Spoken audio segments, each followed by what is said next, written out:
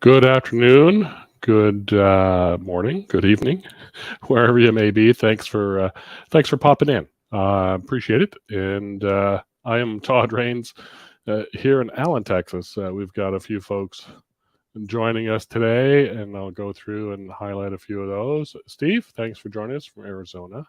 Nice to have you here. Glenn from Florida. Glenn, always good to have you here. Thanks for joining. Appreciate it. Our friend David from Oregon. Sunny and pleasant this time. Nice. Well done. And our friend Cindy from Colorado, Erie, Colorado. Thank you for joining. And Tony is in. Tony made it on time. Hey, Todd, Shelley, David. I was here 2 weeks ago. Our daughter lives in downtown Portland. Oh, you were up there. You're visiting your daughter, I'm sure. Good stuff, Tony. Say hi to Nikki. Ian, thanks for joining from Hereford, UK. For those who remember your Rowan and Martin laugh-in, excuse my spelling. Oh, okay. Yes, I do remember Rowan and Martin. Long time ago. Let's see, I'm lost my place. There we go. Larry, good to have you here. Yeah, I know it's Todd. Thanks, Tony. Appreciate it. Jim, good to have you here. You were here last time. Thanks for sharing the photos. Hope you saw those in the newsletter. Mary Alice, good to have you here. Nice. And of course, my wife Shelley is on, chatting in the other room. So good to all have you all here. If it is a warm, it's been muggy and warm lately here in North Texas. But luckily I've got a little bit of AC in the shop, so that is always nice. Yeah. Ian says, I don't look old enough to remember Rowan and Martin. Yeah, I do. I was a kid when they were on, but back in the 60s for sure. Let's see. I'm here. What am I doing? So, wrong side. So all these things this is a photo of my tool drawer down here, but it's below. And we'll take a look at a few of those and talk about measuring tools for woodworking. I put woodworking in because I've got stuff in there for woodworking, but it applies to wood turning and stuff. So we'll take a look at a bit of that stuff today in a short little bit. I've got a couple of things talk about current events and stuff like that. So, and Michael Warren, hello from Illinois. Good to have you here, Michael. Thank you for joining. So let's see. First of all, if you all haven't heard, this is how to get a hold of me. And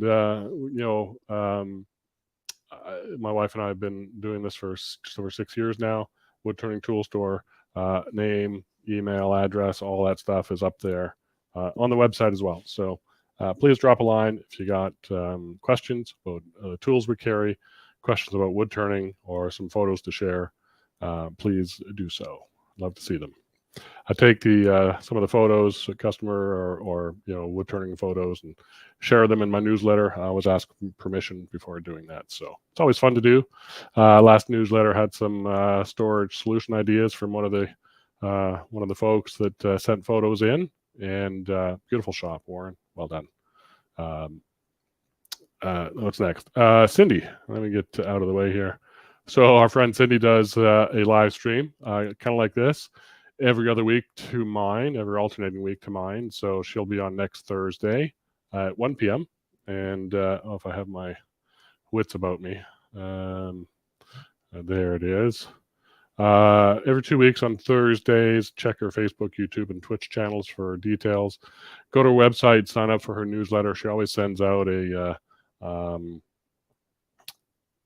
what do you call it? Newsletter announcing her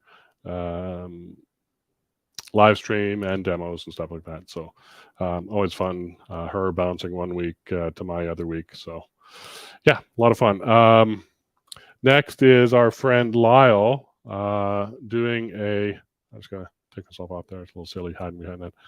Let me look at the graphic. So using a burl for a hollow form. Tuesday, May 23rd at between 7 and 9. So check that out. Check his website for more details. You'll find lylejamison.com. You'll find how to register there. So good stuff. But before all that, we have this one, embellishing turnings with encaustic wax. So this is on tomorrow.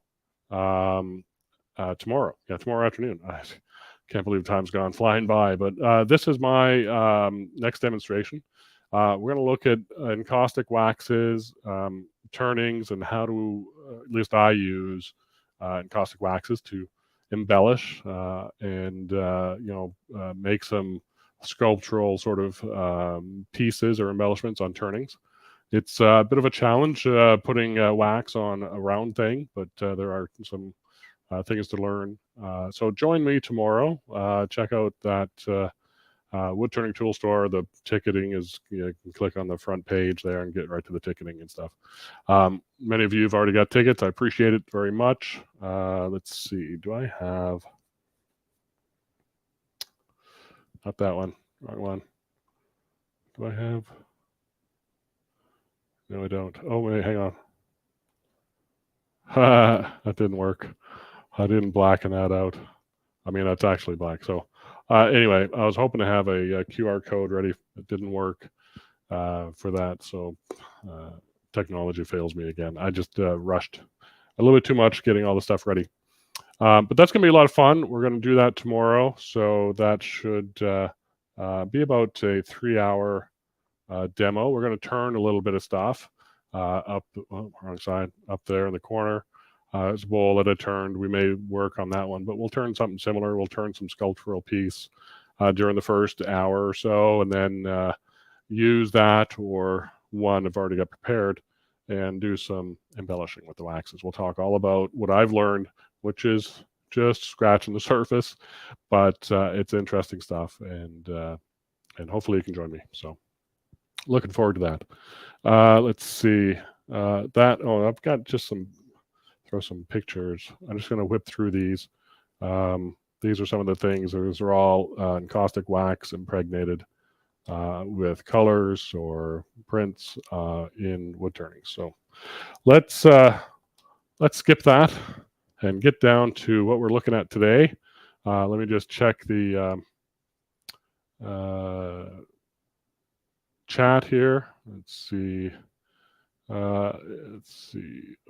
Bob Elliott's here. Thank you for joining. I appreciate it. Good to have you here. Michael from Victoria, thank you for joining. Happy Friday to you. Here's Cindy's live stream. So cindydrose.com, whatever sign up HTML. So you can find her sign up right on her webpage at cindydrose.com too. So thank you, Cindy. And let's see, people saying hi back and forth. Yes, I saw that. Steve just signed up a few minutes ago. Looking forward to it. I'm glad you joined. Glad you bought a ticket. So we'll see you tomorrow for sure. Exciting stuff. Looking forward to it. So Cindy's going to be there, and we shall have a lot of fun. So, here's. I struggle. I posted this live stream, I think, a couple days ago, and it was actually Shelley's idea that measurement kind of came up. So, but the more I thought about it, I thought that's a great idea because there are so many ways to sort of measure things while you're at the lathe in different ways. And so, how do we kind of do that? And so. I'm not a CAD guy. I mean, I've done a lot of CAD work, but I'm not a mechanical designer or CAD technician or drafts person, whatever you want to call it. But I've done some in my schooling, and so I was referred to spreadsheets too for this kind of terminology. So absolute measurement, relative measurement, and what I'm calling reference or referential measurement. The last two are kind of similar, but in my mind, anyway, the way I'm defining them is a little bit different. So, what do we need to do? What is an absolute measurement? It's taking a ruler or some sort of measuring device and getting an absolute measurement of a dimension. And referential is taking a known space and referencing from that known point or line or whatever it is, and measuring incrementally referencing that as a datum line, if you want, datum point. And then referential to me is more in reference to this last dimension I did. What is the dimension added onto that? So, if you measure from the datum line an inch, and then you go, I want to go 3/8 farther than that. That's a referential to that last one. It's not really relative to the datum. So that's my thoughts. Chime in the chat and let me know, what you think of those terms. It's not really important. What is important is, it's kind of important so we can talk to each other about these things, but it's really how they're applied and how you use them. And I'm sure you used all three of them or all different kinds of different measuring techniques or whatever to get the job done. So we're going to look at this bowl blank I've got here to kind of start. I'm going to do a little bowl turning here to kind of go through the process. So I actually was about to do all this and prep this and get it partially turned before I even started. But then I started measuring things. And I thought, well, that's great for the thing, great for the today's demo. So I have a worm screw on here. I've got this block of was Bradford pear. My words were escaping me. And so I was about to mount it, and I went, oh well, I don't want the whole thing on here, the whole screw. If I take a look at this, that's just a bit too deep for what I want. So I got a little spacer block. Nothing new there. And if I just wind that on carefully, tighten that up, it's just giving me less room to drill a hole. And then I got the drill bit out, and I said, how deep do I need to go? Well, should we measure it? No. So this is the other solution, is referencing a known dimension. So if I, oops, wrong way. Sorry about the zoom. Let me just zoom in here a little bit. Move this over. And so what I did, I took my Sharpie marker, which is over here, and just grabbed it, put the drill bit up to there. I marked a black line. You can see that black mark right on my drill bit. That's how deep I'm going to go. So referencing my fixture to line up my drill bit, easy enough. Now, where do I need to put that hole in my blank? And let me just zoom out a little bit. We'll get this guy in focus now. So down here, now I need to figure out, okay, whereabouts on this piece do I need to drill that hole? Well, out comes another sort of relative measuring tool. You could get a fancy center finder. It's a very nice one, by the way. Nice and heavy. But a lot of times I'll just grab my dividers and just kind of, okay, I've got these kind of set. I've already kind of set these already, but if they're smaller or whatever, you kind of guesstimate. Your eye is a very good tool at guesstimating. I'm going to turn this around so it kind of fits more in the frame. So I'm going to guesstimate somewhere in here is the middle, right? So I'm going to start in about there somewhere. Note my leg is not to the outside on either side of that point. So I'll widen it out until at least one side is meeting close to the edge.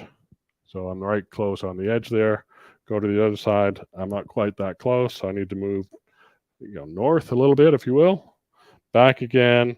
We're now about equidistant from that point to the edge and that point to the edge. How about the ends? It's longer in this dimension, so I know I'm safe, but how about this side? And I'm right there. So to me, that's close enough to center that I am going to use. That'll give me this circle here. Sorry, once I get this scribed, we'll see it better. So that's going to be the circle I'm going to be cutting out. So I know I need to drill there. I know I need to drill down that depth. And that's going to be kind of hard to see when it's going around, but I'm just going to guess. Because, again, your eye is pretty good at guessing. And where is that? Mark, there it is. Not deep enough yet. Maybe just about. Yeah, so my mark is right there. I'm a little off center, so I'm going to kind of back out and finish that drill. And we should be good to go. Boy, I'm really off there. That's going to be horrible, but let's see how it mounts up. Not bad. Not as bad as I thought it was going to be. We'll lock the headstock and pull this around. I've got several of these spacers, smaller ones, larger ones. They're great for just giving you a bit more purchase on the back here, and we'll have to refocus up here now. So now we're set. That was our first bit of measurement. Next thing we're going to do is just turn this around quickly and measure for a tenon. So let's see.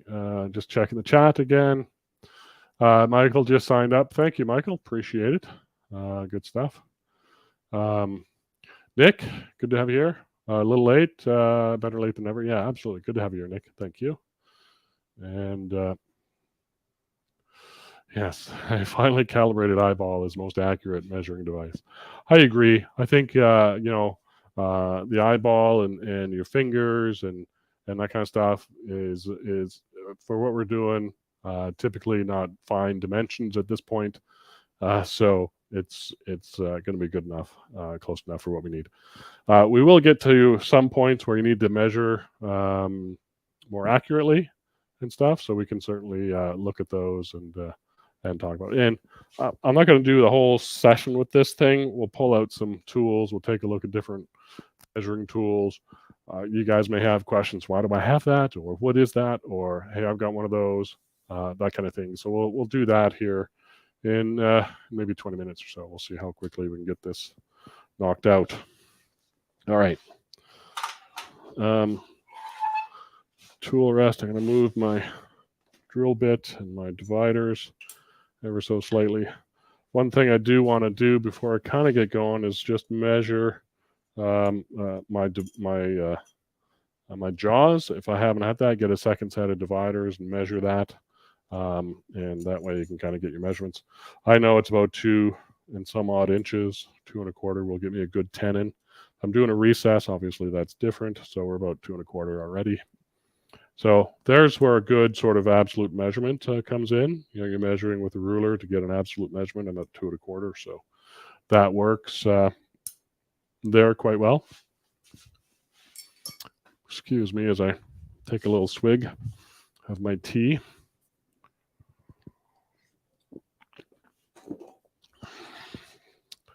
All right. Face shield. Yep. Oh boy, I should have cleaned that earlier. That will have to do for now. Tool rest. And I used a screw check here because I want to quickly get either a recess or tenon and have this end fully exposed to be able to do that. So I don't really often use a screw chuck, but in this case, since I haven't done it for a while, let's try it and do it. So turn this about 45, spin that lathe, making sure we're clear. I've got a bowl gouge here somewhere, right? There's a handle. There's a gouge. I did a bit of sharpening this morning, so we should be good to go. Got another adapter on that end. All right.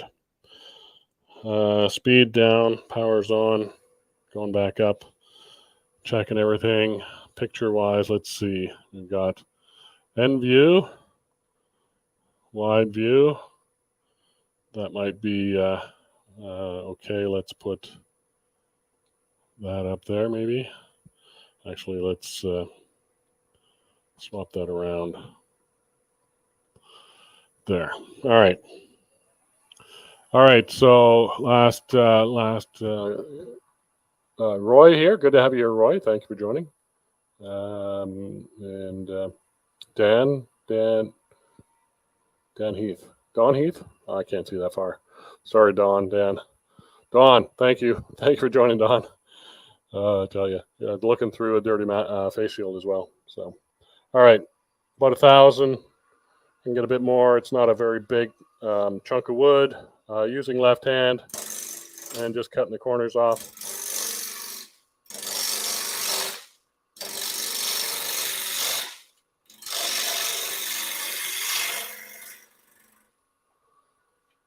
Stop the lathe, move a bit closer. This Bradford pear is nice to cut. This has been seasoned a bit. It's been waxed, but it's probably, I'm just taking a lighter cut out here. It's well over a year old, I'm pretty sure.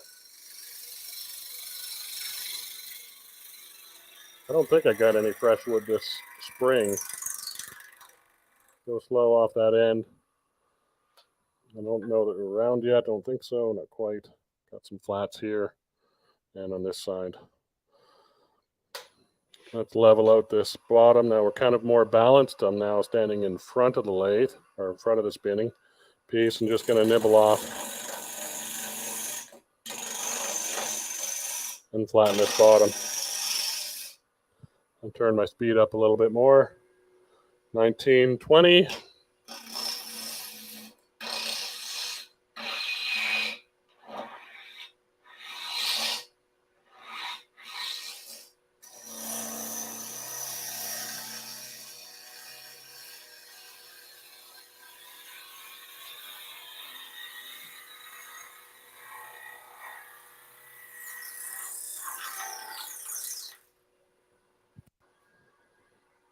All right. Got the waste out of the way. We're round. We can now see, got a little flat here yet. And I can see now I've got a little bit of a crack right in here. So you can see that there. That's right along here.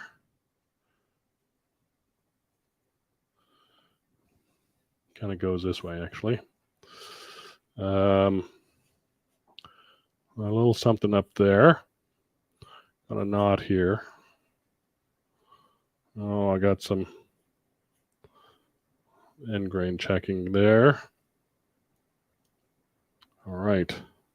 Well, we'll see if we can get rid of those cracks by taking a bit more off. This may be a smaller bowl. We got some wormholes too. So a lot of stuff to deal with here. And I'm debating, I think I'll try and get rid of all that stuff first and then figure out if I'm going to tenon or recess. So I'm not quite sure. I do tend to like to finish the bottoms right off of things and then turn the other side in a two-step process. Let's see. Okay. Yeah, a little bit closer. And now maybe do a nicer push cut up there around that corner.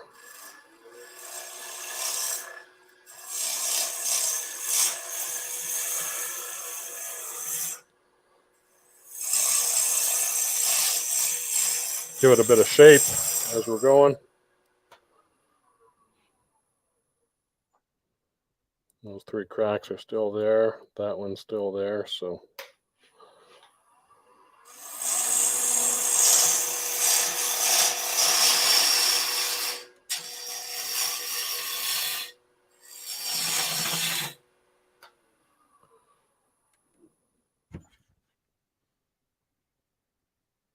all right, that's gotten rid of the cracks. Just some faint lines right up here. I think those will be okay.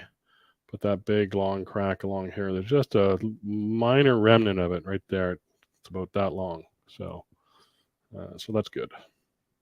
All right, so let's finish up shaping a little bit. Figure out where this goes in terms of shape.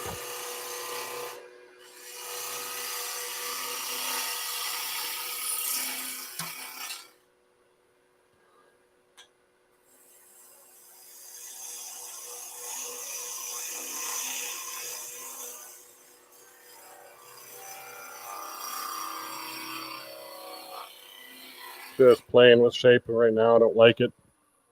Don't like that hump at all. If anything, that's going to move up quite a ways. So we'll probably take that out. Let's do that now.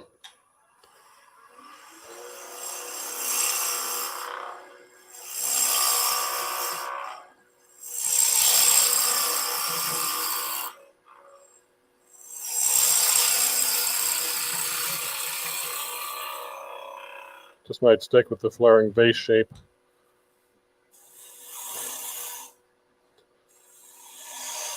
Maybe on a tall foot.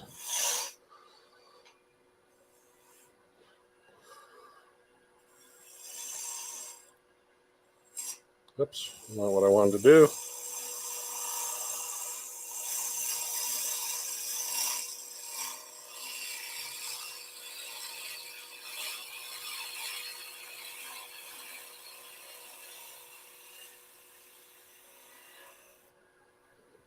Trumpet. That's what we're looking at. Okay, so I think that's okay. So I think we're going to put a tenon on here since the shape kind of calls for it. I'm just going to shorten that just a little bit. And we'll clean that bottom off a bit more. The tool is getting hot. We're under a lot of work. So measuring now, let's take a look briefly at our guides. We're a little under 2. So I think I can still, I've got a set of jaws that'll grab this, I'm sure. But what I want to do is try and make it so I don't mark this up. So I want to get trying very close to my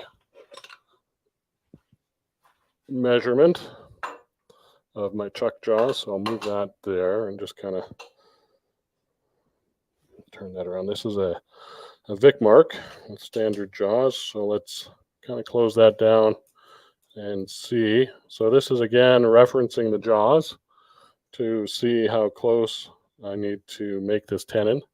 I got to remember I'm trying to measure that dovetail on the inside, which is wider than this top of the jaw. So I'm making it extra wide so there it's even. So I'm about 3/16 strong on this top dimension, which should be pretty good. So we're right about there, and I am just right there. So I think I'm lucky or good, your pick. So so I think we'll just clean this up, and this will be a nice dovetail. We'll make a little dovetail up here and then round off the bottom here a little bit to get a grip.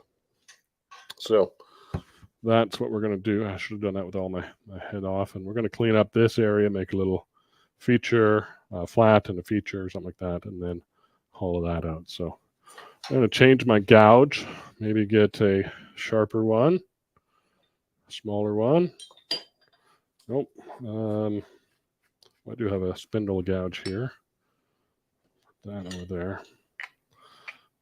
We'll get another bowl gouge for now just to kind of finish it off. One thing I do want to do is I want to flatten this rim up here first to kind of see if I need to do anything special. So I'm just going to stand way over to the left of the headstock and spin this and just bite in ever so gently here on the back side. Let's see, I think I can get that shot here, back side of the camera. So just working the tool mostly closed, but just slightly open and just dragging and flattening that face off. That's very sharp edge right there, so I don't want to touch that. Come back, and so that gives me an idea of where this rim is going to end. So I can kind of do some reshaping there if I so desire.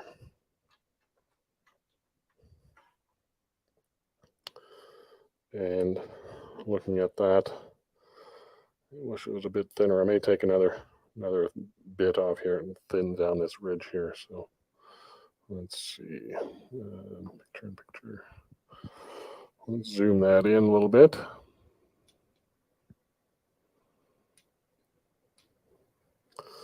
Let me just, wrong one.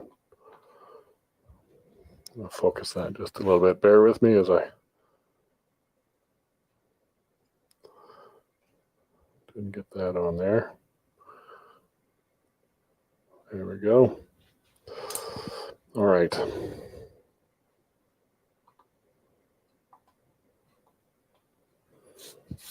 Okay. Yeah, a little bit more shaping. Let's I gotta shorten this down a little bit. Let's do that first. Let's shape this first. Let's do that. I'm in position. We'll do one more pass up here. Sharp tool. Actually, it's going to be more of a push cut, so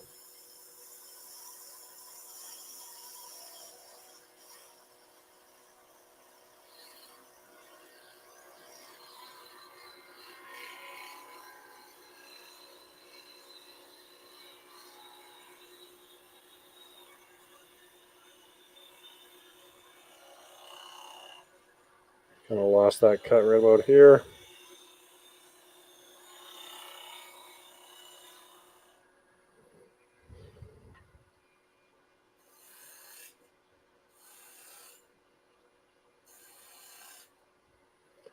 Stop that curve right there. We got a little bump right in here.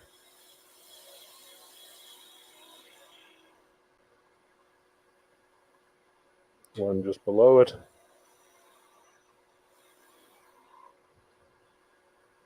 And we can take the rest out with a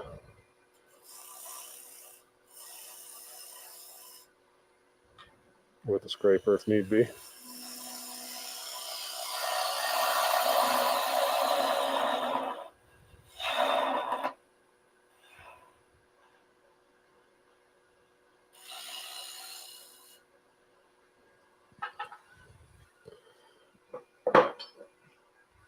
We got our trusty half-round scraper and just kind of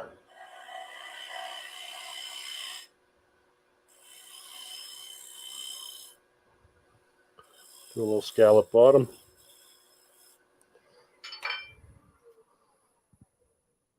And measure the flatness. So I'm now just kind of using this as a reference straight edge to see if I'm flat around there. Yeah, not doing a whole lot of other measurement at this point. I'm going to scrape this a little bit. I've got some burn marks up here. My heel was rubbing quite a bit. So half round bar in the teardrop cutter. Just going to be scraping up the outside here in a shear scraping fashion.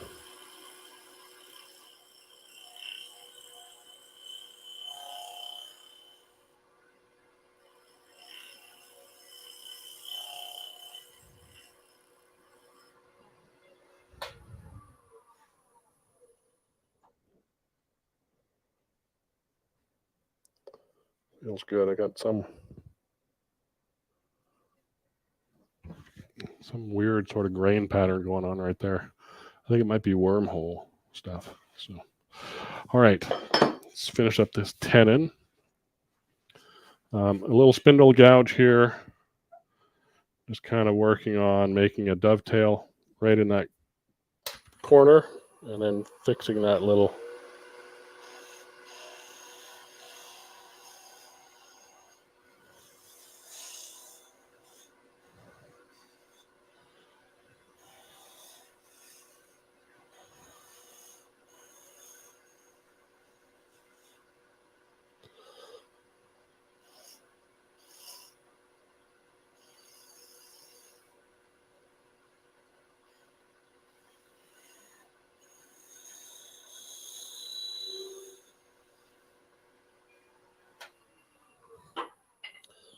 Okay, let's see how well this chuck grabs onto that.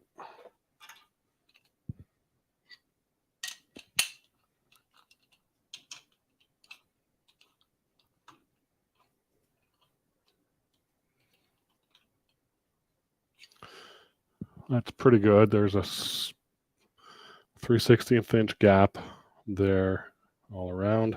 So I could go a little smaller. I think I will, because you see I'm getting small bruise marks right here. Can't see that. If I zoom in a little bit, yeah, you can see them now.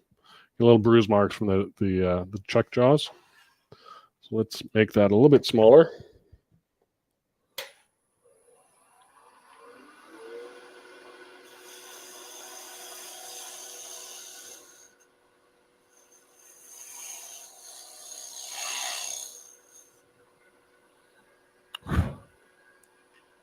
and roll that foot over. And I think I want to take a bit more of this away.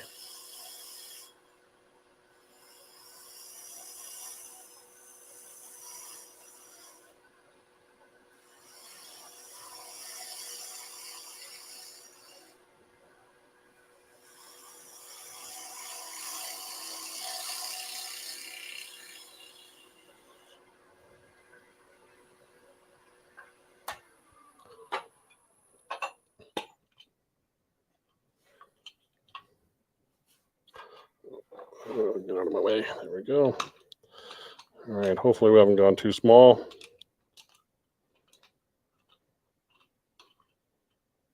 Much better. We got about 1/8 of an inch, if that, grabbing around. So that's a good technique. If you don't want to measure, just grab your chuck and see if it fits. You got no real problems there at all. My bottom could use a bit more decoration, but I'm not going to spend the time with that right now. I'm going to just grab a little bit of 180 and just sand this foot a little bit. And then let me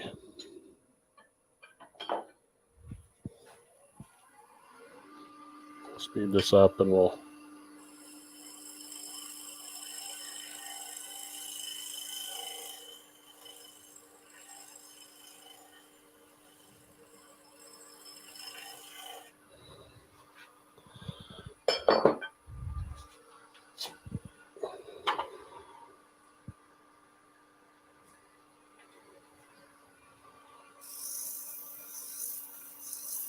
just do a quick sand.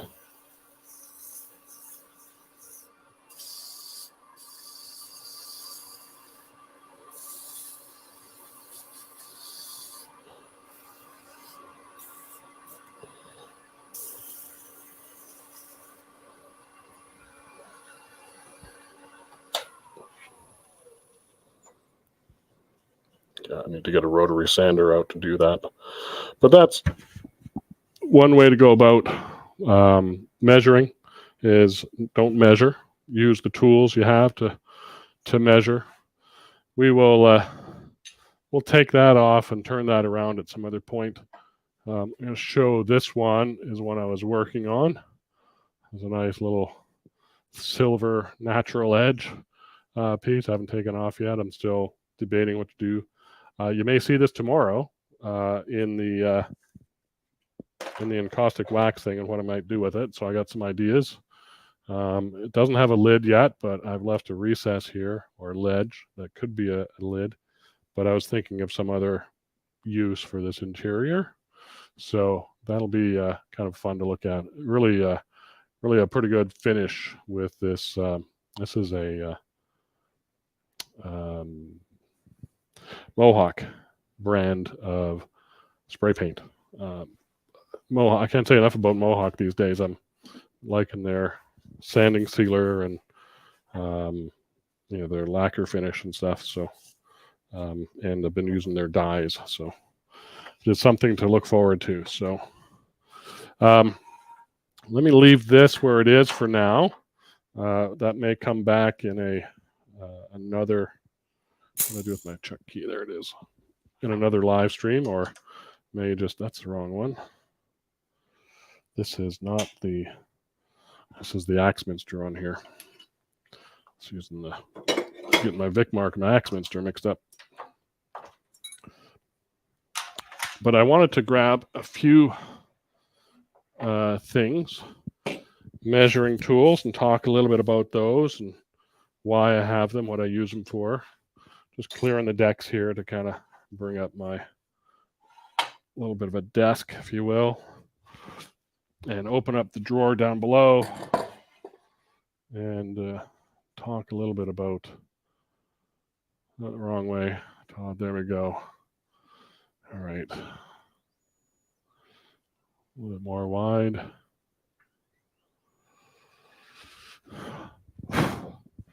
blowing dust off my little mouse thing and do a little, sorry,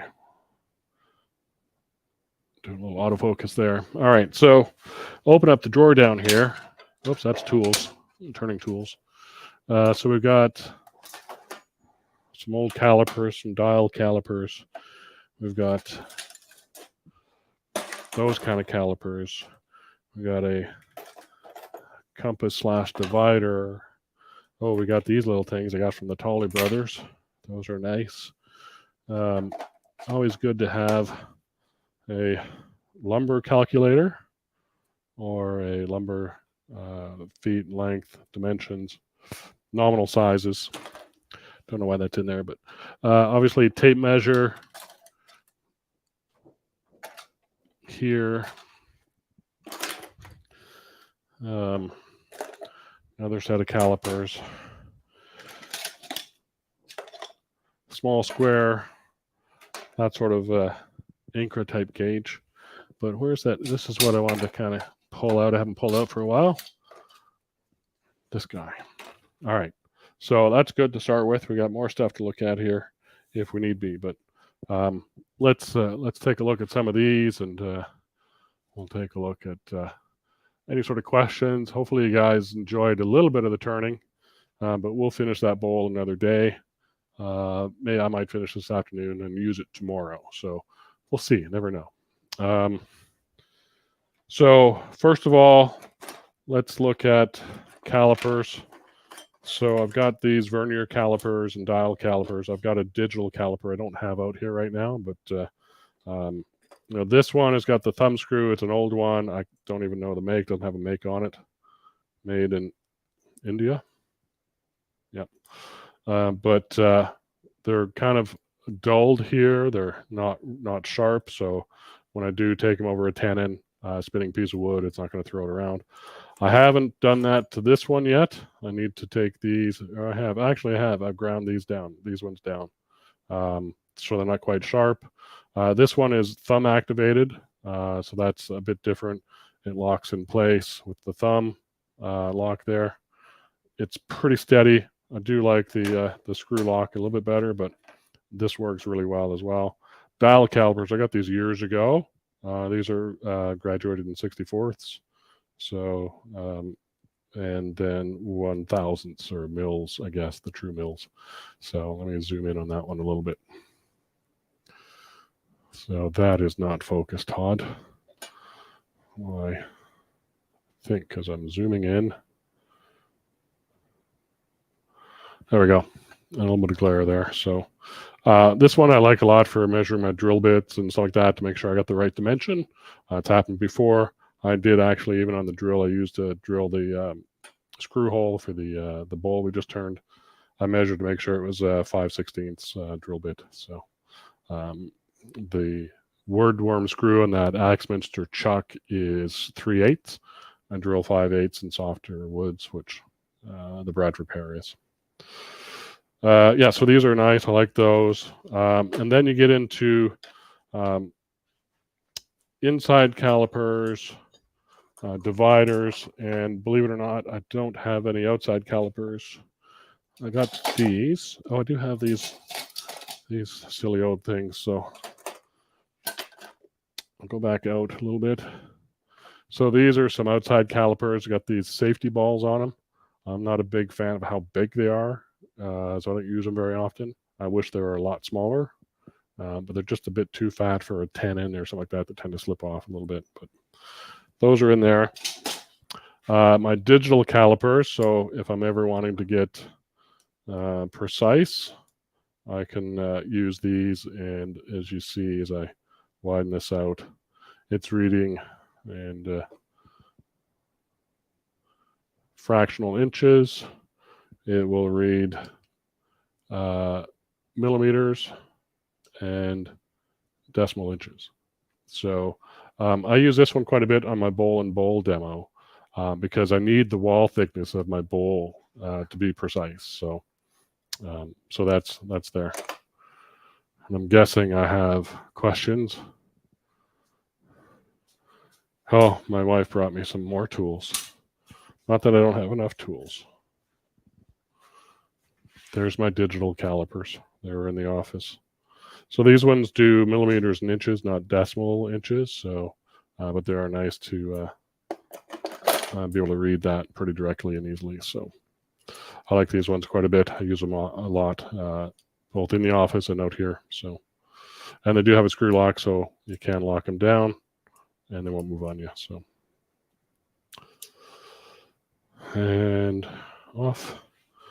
And then, so yeah, this one works really well for doing those kind of wall thickness measurements. I use those one quite a bit. And turn those off.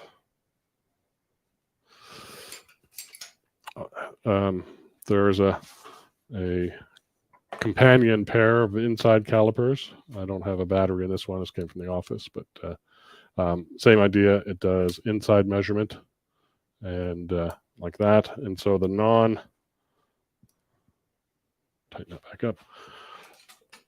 The non-digital version are these ones, the inside calipers for measuring the inside of a form. So you got a minimum they can get to, whatever that is, probably half an inch thereabouts. Same with the digital ones, about half an inch. And then this is great if you ever wanted to do one of these piston boxes. Oh, I should show this other one just because. Did I finish this one? I did not. So if you ever do want to do these piston boxes where you had to measure this parallelness very well without using a drill bit, which is what I used here, you would need to kind of measure the inside dimension all the way down the inside to make sure it is the same all the way down. I'm showing that off camera, sorry. So that your outside one, which is measured, I'll just grab one of these, the same size all the way down.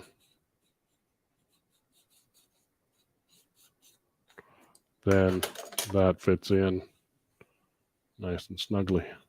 This one is not quite finished, but I started doing some encaustic wax treatment. This is all wax on these, wax on here. So we'll show this one tomorrow, but I won't be doing that tomorrow. But that's the kind of thing you can do with that wax, different sort of carving fills and stuff. And let's see, David Perez. I find that the thumb activated lock on one of my caliper slips when I use it to size tenons on the lathe.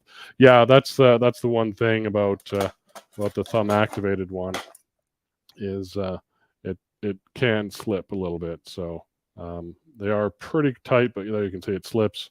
It's just not meant for wood turners to use on the lathe.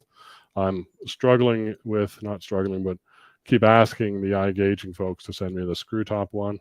They just haven't got any in stock or hadn't planned on bringing them overseas, I guess, for until hopefully I can convince them otherwise. So those compass divider are kind of nice. It's again, you can put lead in here or a point to make it a divider. It's digital. I like this one for drawing out my circles. Doing my oval box and stuff, I can get accurate on the radius, not the diameter. So it's kind of handy. Obviously, a tape measure. Everybody's got one of these. So these little guys. So we grab that other piston box. It's completed or semi-completed. That's what I did for a club the other day. So these are really meant for. These are made by. I think it's Johnny Tolley down in Waco, but essentially it's a thickness measurer, and so when they're together, then this part meets and this is seated all at the bottom. So they're kind of calipered or calibrated that way. So when I stick this in there and put it all the way down, I have a thickness about 1/16. It's hard to see that there, but that's kind of where it's at. So these are great for ornaments, 3 different sizes. If you're down at SWAT, you might get Johnny or Jimmy to sell you a set of these. So those are kind of handy, having those kind of things around. My little square, I use this guy so much for all different kinds of things. So, from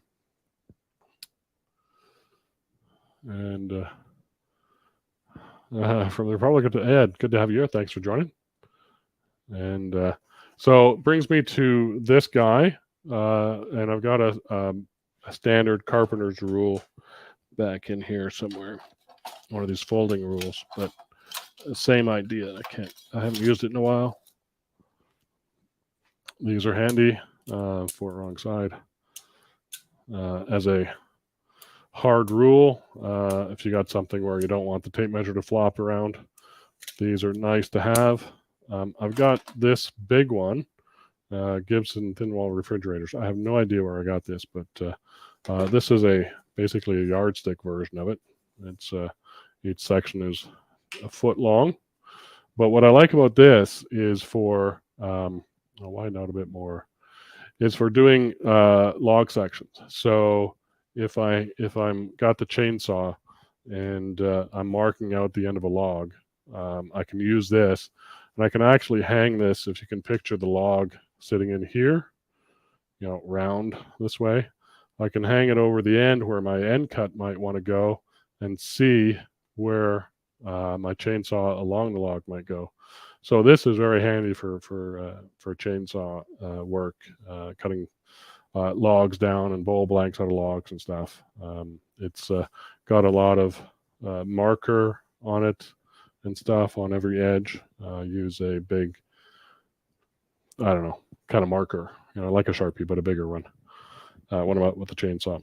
So that is very important. So, if we talk about the different tools we have to measure, the two that we talked about already, or at least the one we talked about already, are the eyes, and the other one are the fingers. So, the fingers, when you're doing wall thicknesses on bowls and stuff, it's it's very easy to kind of judge, does that curve and these two curves, the inside curve and the outside curve, kind of have the same thickness. The fingers are great for doing that kind of work. So I would encourage you to keep using your fingers for that kind of stuff, obviously when the lathe is stopped. And so the other thing to think about is when we do project where we're laying out a project and stuff like that. So this piston box is built out of this chunk of wood, or a chunk of wood about like this. And so when I lay it out, this is how it's really built on the lathe. And so I'm marking, I just have a pencil beside me here. I'm marking out when I'm looking at how far I'm going to drill, I'll set the drill up there and say, okay, I mark the shaft of the drill bit. I don't really measure that I'm going to drill 2 3/4 inches. I just really kind of measure the drill bit and mark based on the drill bit. And so when I get that hole drilled, I'll hold the drill bit up and say, okay, I've gone that deep, and mark the piece that deep. And then reference from that line, and this is where referential for me comes in. I want 3/4 beyond that for the lids, or 5/8, so I'll just mark a line. I usually eyeball that and stuff. So that would be my lid length right there. This is the hole length. This is the lid length. There. And then there's a parting space here. And then this one is drilled out. But when I drill this one out, again, I'll use the drill bit plus the 1/16 to go a little bit deeper so my box doesn't bottom out. But I'll typically put this, instead of actually measuring that, I'll put this piece up there. Okay, I got to drill this deep. And I reference, that's my drill depth.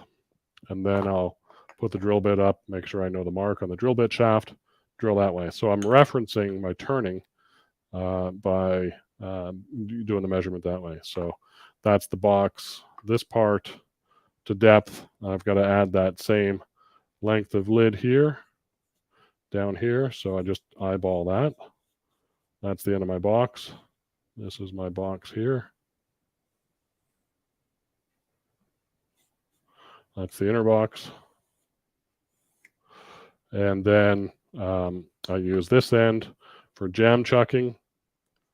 I'll jam chuck here, jam that guy on there, turn this end, jam this guy on here in this area here, and plug that end.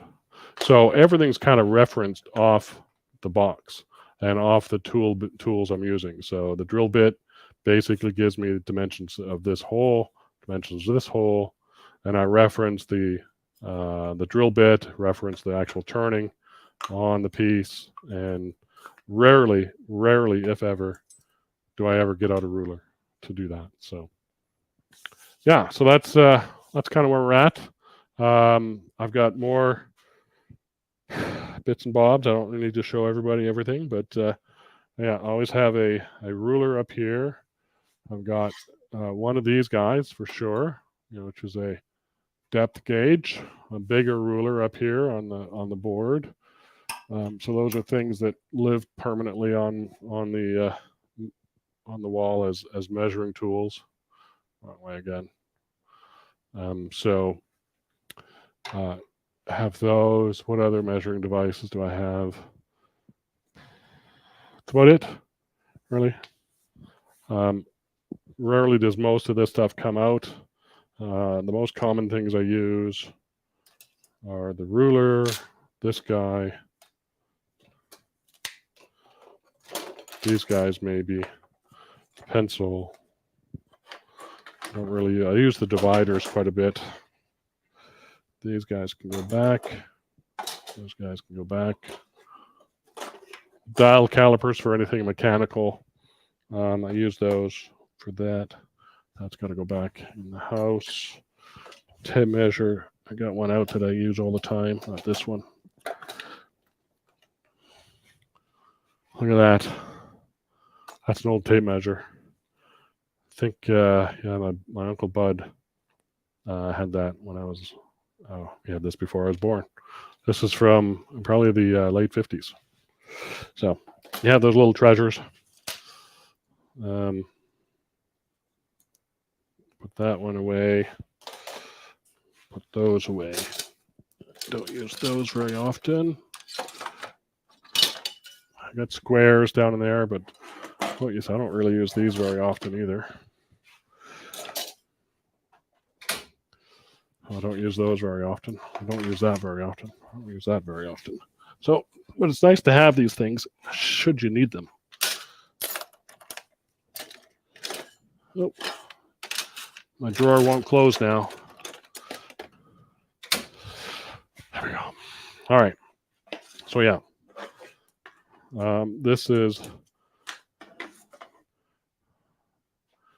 that is 95% of what I use. It's right there. So hopefully that helps. Yeah, I think that's kind of got just getting back to the beginning. That is what is in this drawer. You can see the compass, the Tolly things, my mechanical one, the vernier calipers, big hoopy calipers, and all kinds of stuff. There's my little square. I can't point to it. There it is. Struggling. So anyway, hopefully, you kind of get the idea that there's lots of ways to measure things, but use your eyes, use your fingers, and then use the tools, but refer everything from your as much as you can from what you're turning. So that's the way I look at it. Brian, good to have you here. Didn't notice you were in. Thanks for joining. Appreciate it. I didn't. I still can't remember. well, hopefully you can make it down to SWAT. Maybe not this year. Maybe next year. We'll definitely see you there. Let me, before I forget, I didn't do that, so we'll skip that. Don't forget tomorrow is the IRD. So just looking around to see, where does it say? It doesn't say for me. Sorry, I'm looking around the interface here to see. Yeah, that's it. I can't think of anything else. So check out my IRD tomorrow. This one tomorrow, and then Tuesday next week, Lyle's turning a burl, and then Cindy's doing her tool talk on Thursday. So, I should mention that 2 weeks today is. Let me put that one on. 2 weeks today is the next Friday. Next time I'll be on, that'll be the Friday of the AEW symposium. And so Cindy and I and Lyle and Joe, maybe Steve if he's around, are going to try and live stream. So I'll be here in my shop. I won't be at AEW, but I'll be here. I bought a virtual ticket, by the way, so I'll be watching a little bit online. And Cindy will be at the show along with Joe and Lyle, and I think Steve and I will be at our homes, and we'll try and put one of these together with a group of us in there. So that should be fun. Hopefully, it's going to be at the same time. It may change slightly depending on when the demos are happening for AEW, but that should be a lot of fun. So hope to see that. We'll know more about that next week. Yeah, but that's it for me. I am going to bid you adieu. There's Lyle's, there's Cindy, there's how to get a hold of me, and this was measurement tools. So if you got any suggestions or comments after the fact, shoot me an email. Tell me what you guys do. Show me your unique measuring tools, and we'll take it from there and maybe follow up with a few questions next time we meet. That's it for me. I'm Todd from Woodturning Tool Store in Allen, Texas, wishing you a great weekend, and hope you all had fun, and thanks for joining. Bye, all.